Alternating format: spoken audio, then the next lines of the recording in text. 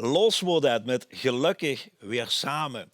En ja, ik heb me eigenlijk wel voorbereid op een enorm breed beeldscherm, want we schakelen nu naar neer en in neer zit het grote koor. Er zitten maar alleen door.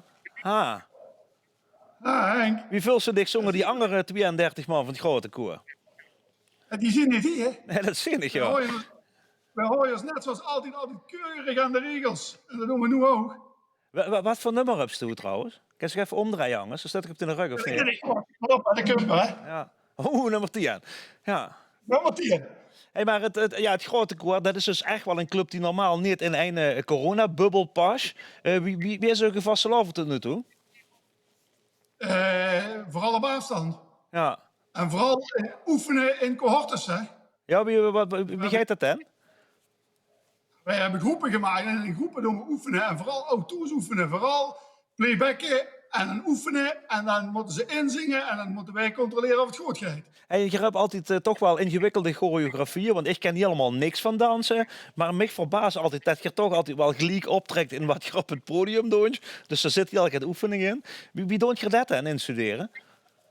Ja, we hebben een eigen choreograaf.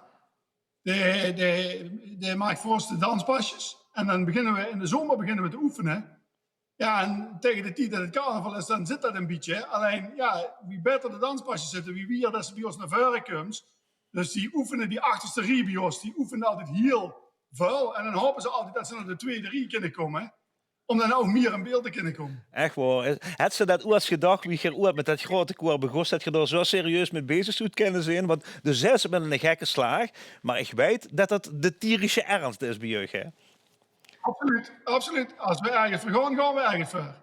En we zien vooral, nee, hebben we dat gedacht? Nee, dat hebben we niet gedacht.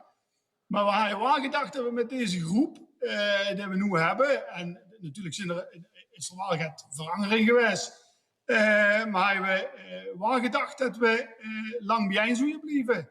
En lang met een plezier zouden blijven maken. En dat is voor ons omgeet. Ja, de laatste keer dat ik gezien heb, zat het plezier er nog zeker in. Vooral bij het podium wanneer ik keer in elkaar donderde. Maar dat plezier, daar zit het zeker goed met. Never Change a Winning Team. Bas Keltjes schreef het weer samen met Dwayne Horbach het liedje. De Klein Café gescoord. Wat is de chicste Klein Café van Gans Neer? Ja, café Hiltje, hè?